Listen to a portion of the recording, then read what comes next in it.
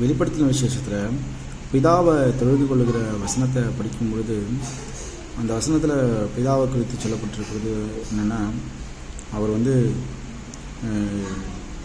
இருந்தவரும் இருக்கிறவரும் வருகிறவரும் ஆகிய சர்வவல்லமையுள்ள தேவனாகிய கர்த்தர் பரிசுத்தர் பரிசுத்தர் பரிசுத்தர் என்று இரவும் பகலும் ஓய்வில்லாமல் சொல்லிக் கொண்டிருந்தேன்னு சொல்லி அவரை என்ன பண்ணுறாங்கன்னா, அவர் பரிசுத்தர் பரிசுத்தர் பரிசுத்தர்னு சொல்லி அவரை மகிமைப்படுத்துகிறாங்க. ஏன்னா அவர் பரிசுத்தர். இந்த உலகத்தை தேவன் இந்த பூமியை உண்டாகிறதுக்கு முன்னாடியும், அல்லது இது தூதர்களிடத்தில் அதை கொடுக்கறதுக்கு முன்னாடியோ, அல்லது லூசிஃபர் விழுந்து போகிறதுக்கு முன்னாடியோ, அல்லது தேவன் ஆதாம் ஏவாளை உண்டாக்குறதுக்கு முன்னாடியும், அவர்கள் பாவம் செய்வதற்கு முன்னாடியும், எல்லாவற்றுக்கும் முன்னாடி ஆதியும் அந்தமுமானவர் என்னவா இருந்திருக்காரு? அவர் பரிசுத்தமானவராக தான் இருந்திருக்காரு. அவருடைய நாமமே பரிசுத்தம் உள்ளவர் அப்படின்னா வேதம் சொல்லுது. நீங்கள் ஏசாயா 57:15 பார்த்தீங்கன்னா, நித்திய வாசியும் பரிசுத்தர் என்கிற நாமம் உள்ளவருமாகிய மகத்துவமும் உன்னதமானவர் அப்படின்னு சொல்லி அவரை குறித்து அவர் பரிசுத்தர் என்கிற நாமம் உள்ளவர் அப்படின்னு வேதம் சொல்லுது. அப்போது தேவனுடைய நாமம் என்பது அவர் பரிசுத்தர். அதான் பரிசுத்தம். அவரிடத்துல பரிசுத்தம் இருக்கிறது. ஒரு பரிசுத்தர் ஏன்னா அது அவருடைய சுபாவம். அவரிடத்துல இருக்க ஒரு என்ன சொல்கிறது, ஒரு தன்மை பரிசுத்தம். எப்படி கனம், மகிமை, வல்லமை, அதிகாரம், ஆளுகை அப்படிலாம் சொல்கிறோமோ, பரிசுத்தம் என்பதும் அது அவரிடத்தில் இருக்கிற ஒரு தன்மை, ஒரு மகத்துவம் அப்படி சொல்லலாம். அதனால் அவருடைய நாமம் பரிசுத்தமானவர் அப்படின்னு வேதம் சொல்லுது. அதனால தான் பரலோகத்தில் என்ன பண்ணுறாங்க, அவரை பரிசுத்தர் பரிசுத்தர் பரிசுத்தர்னு போற்றுறாங்க.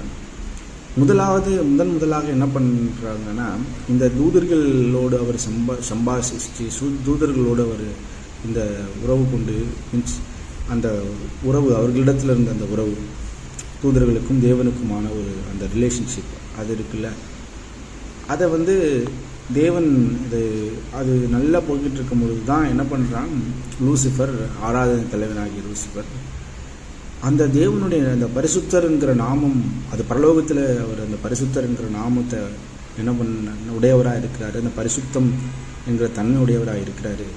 இந்த பூமியில் என்ன பண்ணுறாங்க, அவருடைய நாமத்தை போற்றுறாங்க, அவருடைய நாமத்தை உயர்த்துறாங்க. நீர் மகத்துவமானவர், நீர் பரிசுத்தர், நீர் கனமுடையவர், உங்களுடைய பரிசுத்தம் பெரியது, நீ பரிசுத்தர், நீ பரிசுத்தர், நீ பரிசுத்தர்னு சொல்லி கனப்படுத்துகிறாங்க. ஆனால் அந்த இசைக்கேல் எழுதப்பட்டபடி அவன் தள்ளுண்டு போகிற நிலைமை, அவனுடைய மேட்டிமை, இதெல்லாம் அந்த காரியம், அவனுடைய ஞானத்தினுடைய மிடுக்கு, அவனுடைய அழகினுடைய மிடுக்கு, எல்லாவற்றிலும் அவன் கொண்ட அந்த ஒரு இதற்குள்ள உணர்வு இருக்குல்ல, அவன் என்ன பண்ணுறது, விடத்தள்ளுது. இது என்னன்னா, தேவனாகிய கர்த்தர் பரிசுத்தர், அவர் பரலோகத்தில் வீற்றிருக்கிறார். அவர்கள் இந்த இடத்துல பூமியில் என்ன பண்ணுறாங்க, தேவனுடைய நாமத்தை உயர்த்துறாங்க, தேவனுடைய நாமத்தை கனப்படுத்துகிறாங்க. அப்படி இருக்கும் பொழுது அந்த நாமத்தை, தேவன் கொடுத்த அந்த பரிசுத்த நாமத்தை, தேவன் கொடுத்த அந்த வல்லமையான நாமத்தை என்ன பண்ணுறாங்க, இந்த பூமியில் அவன் பரிசுத்த குலைச்சலாக்கிட்டான். அந்த தேவனுடைய நாமத்திற்கு, அந்த பரிசுத்தம் என்கிற தன்மைக்கு, அவனிடத்தில் கொடுத்த அவருடைய நாமமாகிய வார்த்தைக்கு, பிரமாணத்துக்கு, ஆராதனைக்கு அந்த ஒரு பரிசுத்த குலைச்சலை உண்டு பண்ணிட்டான். அதனால தான் தேவன் சொல்கிறார், என்ன பண்ணுறீங்க நீங்கள், என்னுடைய நாமத்தை நீங்கள் பரிசுத்த குலைச்சலாக்குறீங்க அப்படின்றார். அப்போ அது என்ன ஆயிடுதுன்னா, அது தூதர்களுக்குள்ளே அந்த பரிசுத்த குலைச்சல் பரவுது.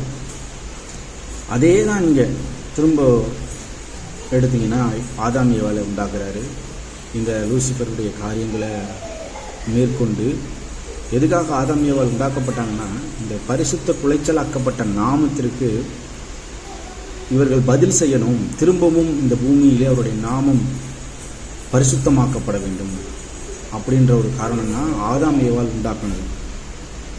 அவனை மேற்கொண்டு அவனை ஜெயம் கொண்டு அவனாலே பரிசுத்த குலைச்சலாக்கப்பட்ட அவருடைய நாமம் மீண்டுமாக உயர்த்தப்பட்டு அது பரிசுத்தம் பண்ணப்பட வேண்டும். இந்த பூமியிலே பரிசுத்தம் பண்ண முடியும். ஆனால் அவர் பரிசுத்தர், பரலோகத்தில் வீற்றிருக்கிறார், அவர் பரிசுத்தராக இருக்கிறார். ஆனால் பூமியிலே கொடுக்கப்பட்ட அந்த நாமத்தை என்ன பண்ணிட்டாங்க, இங்கே பரிசுத்த குலைச்சலாக்கிட்டாங்க. அப்போது ஆதாம் ஏவாளும் அதை மீட்டெடுக்கணும். ஆதாம் ஏவாள் உண்டாக்கப்பட்டதனுடைய என்ன சொன்னேன், ஏசப்பா வந்ததனுடைய நோக்கத்தை எப்படி நான் சொன்னேன்னா, ஒரு ப்ரையாரிட்டி நம்பர் 1 சொல்லி அதே தான் இங்கேயும். அவருடைய நாமம், அவருடைய பிரமாணம், அவருடைய சத்தியம் என்ன ஆயிடுச்சு, இங்கே பரிசுத்த குலைச்சல் ஆயிடுச்சு. அதை என்ன பண்ணுறாங்க, மீண்டுமாய் அவனை ஜெயம் கொண்டு இந்த பூமியிலே அதை ஜெயம் கொள்ள வைக்கணும், அதை திரும்ப அந்த பரிசுத்தப்படுத்தணும். இந்த பூமியில் அது வந்து அதனுடைய மகத்துவம், அதனுடைய வல்லமை, அது அதிகாரம் என்ன பண்ணப்படணும், அது நிலைவரப்படணும்னு சொல்லிட்டு தான் ஆதாம் ஏவாளை உண்டாக்குறாரு. அந்த ஆதாம் ஏவாள் என்ன பண்ணுறாங்க, திரும்பவும் அவர்களும் என்ன பண்ணுறாங்க, அவர்களிடத்தில் பிரமாணத்தை கொடுக்குறாரு, அவர்களிடத்தில் கட்டளை கொடுக்குறாரு. எப்படி லூசிபரிடத்தில் கொடுத்தாரோ அதே போலவே என்ன பண்ணுறாரு, ஆராதனைக்காக, ஆளுகைக்காக பிரமாணத்தை, நாமத்தை கொடுக்குறாரு, இதெல்லாம் கொடுக்குறாரு. ஆனால் திரும்பவும் என்ன பண்ணுறாங்க, அவர்களும் பரிசுத்த குலைச்சலாக்குறாங்க. இப்போ இதனால் என்ன பண்ணுது, இதனால் வருகிற சந்ததியாக எத்தனையோ தலைமுறைகள், ஆயிரம் தலைமுறைகள் வரைக்கும் என்ன பண்ணுறாங்க, மீண்டுமா என்ன பண்ணுறாங்க, தேவனுடைய வார்த்தை, வாராதனை, சத்தியம் என்கிற அந்த அந்த நாமத்தினுடைய பரிசுத்தம் இங்கே குலைச்சலாக்கப்பட்டுக்கிட்டே இருக்குது. அது அநேக நீங்கள் நல்லா பாருங்க, நம்ம வேதத்திலே வாசிக்கிறாங்க எவ்வளவு தேவனுக்கு விரோதமான காரியங்கள், இஸ்ரவேல் ஜனங்கள் செய்கிற காரியங்கள், ராஜாக்கள் செய்கிற காரியங்கள், ஜனங்கள் செய்கிற காரியங்கள், இது எல்லாவற்றையும் பார்க்கும்பொழுது அந்த பரிசுத்த குலைச்சல் வந்து பெருகிக்கிட்டே இருக்கு. அதை வந்து தேவன் என்ன பண்ணுறாரு, இந்த அக்கிரமத்தின் மிகுதி அப்படின்னு பார்க்குறாரு. அதை அப்போ தான் என்ன, திரும்பவும் யார் என் காரியமாய் போவான், இந்த யார் என் காரியமாய் போவார்ங்கிற கேள்விக்கு பின்னாடி இருக்கிற பதில் என்னென்னா, யார் என் காரியமாக போய் நாமத்தை பரிசுத்தம் பண்ணுறது. அதான் எசேக்கியேல் நான் சொன்னேன் பார்த்தீங்களா, எசேக்கியேல் 36:23 புறஜாதிகளின் நடுவே நீங்கள் பரிசுத்த குலைச்சலாக்கினதும் அவர்களுக்குள் உங்களால் பரிசுத்த குலைச்சலாக்கப்பட்டதுமான மகத்தான நாமத்தை நான் பரிசுத்தம் பண்ணுவேன். அப்பொழுது புறஜாதிகள் தங்கள் கண்களுக்கு முன்பாக நான் உங்களுக்குள் பரிசுத்தம் பண்ணப்படுகையில் நான் கர்த்தர் என்பதை அறிந்து கொள்வார்கள் என்று கர்த்தராக. அப்போது இந்த காரியம் வந்து அவருடைய இருதயத்தில் அப்போத்திலேருந்து இருக்குது. யார் செய்வான்னு பார்த்துக்கிட்டே இருந்தார். ஆதாம் ஏவாள் செய்வாங்கன்னு எதிர்பார்த்தாரு, அவர்களுமே அதை செய்யலை, விழுந்து போனாங்க. அதுக்கப்புறம் பரிசுத்த குலைச்சலுடைய மிகுதி பெருகி பெருகி பெருகி என்ன ஒன்றும் இல்லை. பரிசுத்த குலைச்சல் என்பது என்னன்னா, நாமம் என்பது அவருடைய வார்த்தை, அவருடைய நாமம் என்பது அவருடைய வார்த்தை, அவருடைய வார்த்தை என்பது தான் அவருடைய நாமம். அப்போது அந்த பிரமாணத்தை அவர் கொடுக்கும் பொழுது அதை கை கொள்ளாமல், அதை வீணிலே வழங்கி, அல்லது அதற்குரிய கனத்தையோ அதற்குரிய மகிமையோ செய்யாமல், அதன்படி நடக்காமல் போகிறது தான் என்னென்னா பரிசுத்த குலைச்சல். அவருடைய நாமம் பரிசுத்தம் உள்ளது, அப்படிதான் வேதம் சொல்றது. அவருடைய நாமம் பரிசுத்தம் உள்ளது, அவருடைய நாமம் வார்த்தை. அப்போது வார்த்தை பரிசுத்தம் உள்ளது. நீங்கள் அதை லிங்க் பண்ணுங்களேன். நாமம் பரிசுத்தம் உள்ளது, நாமம் என்பது வார்த்தை, வார்த்தை பரிசுத்தம் உள்ளது. இப்போ குலைச்சல் ஆகிறதுனா என்னதான் குலைச்சல் ஆகுதுங்க, இந்த நாமம் ஆகிய வார்த்தை ஆகியோருடைய பிரமாணம் ஆகிய அவருடைய சத்தியம் ஆகிய அவருடைய ஆராதனை தான் இங்கே குலைச்சல் ஆகுது. இது நடந்துக்கிட்டே இருக்குது. ஆனால் தேவன் என்ன விரும்புகிறாருன்னா, இதை பரிசுத்தப்படணும் அப்படின்றாரு. அப்போது தேவன் அது என்ன எதுக்காகன்னா சொல்கிறாருங்க, நான் கர்த்தர் என்பதை அப்போது தான் அவர்கள் அறிந்து கொள்வார்கள். அப்போது இந்த பூமியிலே இவர்தான் கர்த்தர் என்பது நிலைவரப்படணும், எல்லாராலும் அறிந்து கொள்ளப்பட வேண்டும், எல்லாராலும் அது என்ன பண்ண ஏற்றுக்கொள்ளப்பட வேண்டும். அப்படின்னாலே இங்கே என்ன நடக்கணும்னா, அவருடைய நாமம் பரிசுத்தம் பண்ணப்பட வேண்டும். அதை தான் அந்த ஊழியத்தை தான் திரும்பவும் என்ன பண்ணுறாரு கிறிஸ்து. இந்த பூமியில் யார் என் காரியமாக போவான்னு கேட்கும் பொழுது கிறிஸ்து சொல்கிறார், நான் போகிறேன் உங்களுடைய நாமத்தை பரிசுத்தம் பண்ண அப்படின்ட்டு தான் வராரு. உங்களுடைய நாமத்தை நான் பரிசுத்தம் பண்ணுறதுக்கு நான் போகிறேன் அப்படின்றார். அதனால தான் என்ன சொல்கிறாரு, அந்த பரிசுத்தம் என்கிற ஒரு ஆதாரத்தை தாங்கிக்கிட்டு உள்ளே வராரு. அதனால தான் கிறிஸ்து பிறக்கும் பொழுதே என்ன சொல்கிறார், ஜனங்களின் பாவங்களை நீக்கி அவர் என்ன பண்ணுவார், சுத்திகரிப்பார். அந்த பரிசுத்தத்தை ஏற்றுக்கிட்டே வராரு ஜனங்களுக்கு கொடுக்கறதுக்கு. அவர் பரிசுத்தம் உள்ளவர் தான், ஆனால் அதை கொடுக்கணும்ல, ஜனங்கள்கிட்ட கொடுக்கணும்ல, அதுக்காக வராரு.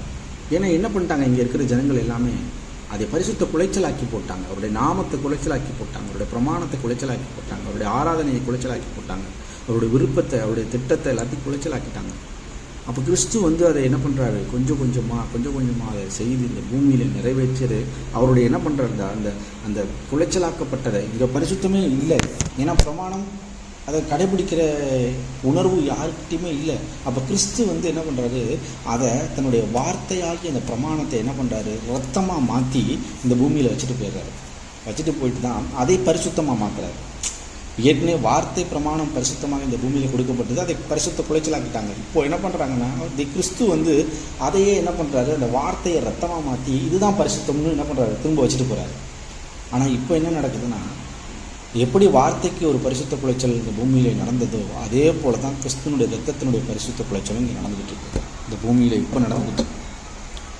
அதனால தான் யாருக்கு சீஷர்களுக்கு சொல்லிக் கொடுக்குறாரு, பரமண்டலங்களில் இருக்கிறவங்களுக்கு பிதாவேன்னு சொல்லி ஜெபத்தை ஆரம்பிக்கும் போது மறுபடியும் நாமும் பரிசுத்தப்படுவதாக பரலோகத்தில் செய்யப்படுகிறது போல பூமியில் செய்யப்படணும். ஆண்டவரே அதுக்கு என்ன படணும், உங்களுடைய நாமம் இங்கே பரிசுத்தப்படணும். அது பரிசுத்த குலைச்சலாகிடுச்சு, இது திரும்ப என்ன பண்ணப்பட வேண்டும், இது பரிசுத்தமாகப்பட வேண்டும், பரிசுத்தப்பட வேண்டும்.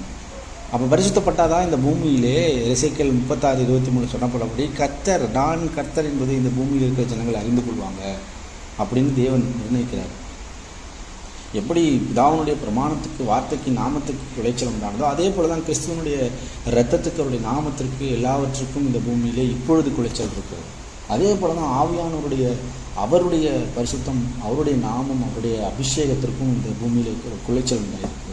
அப்போ வார்த்தை, இரத்தம், அபிஷேகம் எல்லாவற்றிற்கும் ஒரு பரிசுத்த குலைச்சலை என்ன பண்ணியிருக்கோம், இந்த பூமியில் இருக்கிற மனுஷர்களாகி நாம் உண்டு பண்ணியிருக்கிறோம். அது தேவன் அது நம் மீது இறக்கிறதுனால என்ன பண்ணியிருக்கிறாரு, அதை பொறுத்து கொண்டு இருக்கிறார். அப்போது நம்முடைய ஜெபம் என்ன, ஏன் சீஷர்களுக்கு அதை சொல்லிக் கொடுத்தாரு, அது ஜெபம் மாத்திரம் இல்லை, அது வாழ்க்கை, அதை வாழ்ந்து காட்டணும். அது ஒரு பெரிய வாழ்க்கை. அது கிறிஸ்து இந்த பூமியிலே அவர் வாழ்ந்து முடித்த வாழ்க்கை தான் அந்த ஜெபம், அவர் சொல்லிக் கொடுத்த ஜெபம். அப்போது அதை தான் சீஷர்கள் செய்கிறாங்க. அப்போ அதை தான் நம்மளும் செய்யணும்னு தேவன் விரும்புகிறாங்க. அப்போ இந்த பூமியிலே பரிசுத்தம் பண்ணப்பட வேண்டிய அந்த நாமம், ஏன்னா பரிசுத்த குலைச்சல் ஆக்கிட்டோம், நம்ம தான் ஆக்கியிருக்கோம், நம்முடைய முன்னோர்கள் ஆக்கியிருக்காங்க, நம்முடைய பிதாக்கள் ஆக்கியிருக்காங்க, நாம் ஆக்கியிருக்கோம் அவருடைய நாமத்தை பரிசுத்த குலைச்சலாக, அவருடைய வார்த்தையை, அவருடைய இரத்தத்தை, அவருடைய அபிஷேகத்தை பரிசுத்த குலைச்சலாக நம்ம மாற்றிருக்கிறோம். அது அவர் பரிசுத்தம் உள்ளவர், அவர் பரிசுத்தம் உள்ளவர். ஆனால் அவர் இந்த பூமியில் அதை நம்மிடத்தில் கொடுக்கும் பொழுது அந்த பரிசுத்தத்தை என்ன பண்ணிட்டோம், நம்ம குலைச்சி போட்டுட்டோம்.